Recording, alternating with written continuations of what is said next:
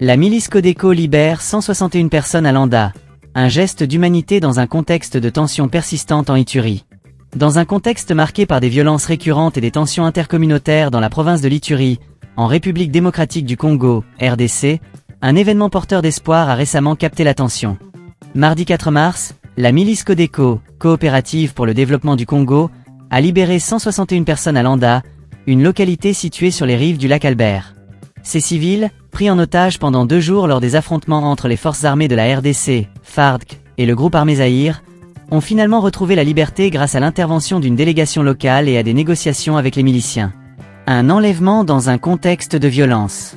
Les événements qui ont conduit à cette prise d'otage remontent à lundi dernier, lorsque des affrontements ont éclaté entre les FARDC et le groupe armé Zaïre vers Nyamamba, une zone située non loin de Landa.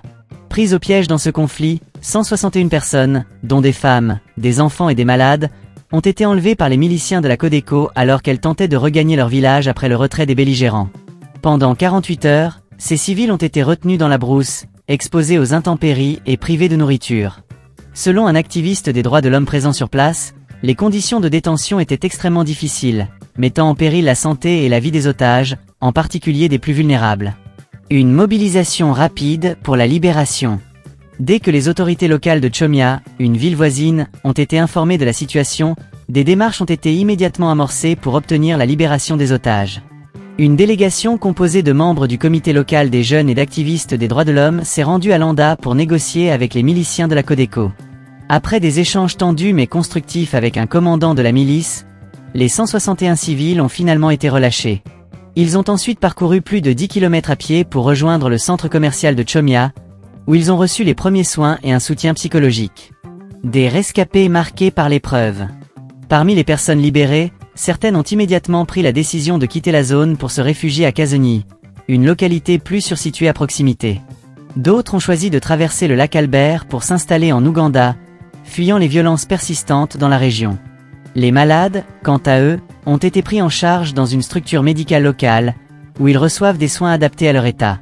Cette libération, bien que saluée comme un geste d'humanité, rappelle la vulnérabilité des civils dans une région en proie à des conflits armés récurrents.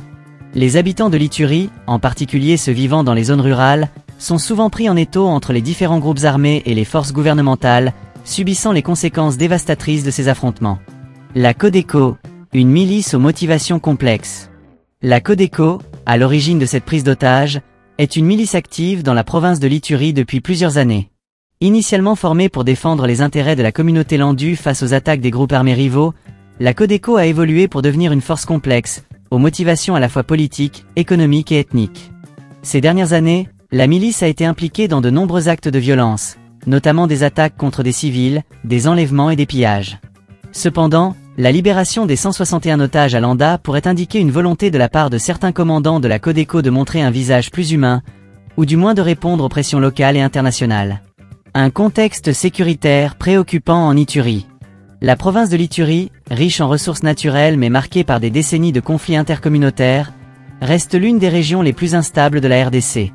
Les tensions entre les communautés Ema et Landu, exacerbées par des facteurs économiques et politiques, ont donné lieu à des cycles de violence qui ont fait des milliers de morts et déplacé des centaines de milliers de personnes. Malgré les efforts des FARDC et de la mission des Nations Unies pour la stabilisation du Congo, MONUSCO, la situation sécuritaire reste précaire. Les groupes armés, dont la Codeco, continuent de semer la terreur, exploitant les faiblesses de l'État et les divisions communautaires pour renforcer leur emprise sur la région. Les réactions locales et internationales. La libération des 161 otages a été accueillie avec soulagement par les habitants de Chomia et des environs. Les autorités locales ont salué le travail des activistes des droits de l'homme et des membres du comité des jeunes, dont l'intervention rapide a permis d'éviter une tragédie humanitaire. Cependant, cette libération ne doit pas occulter les défis persistants auxquels fait face la province de l'Ituri. Les organisations internationales, dont les Nations Unies et les ONG locales, ont appelé à une réponse plus coordonnée et plus robuste pour protéger les civils et mettre fin à l'impunité des groupes armés. Les défis pour l'avenir. La libération des 161 otages à Landa est un rappel poignant des souffrances endurées par les civils dans les zones de conflit.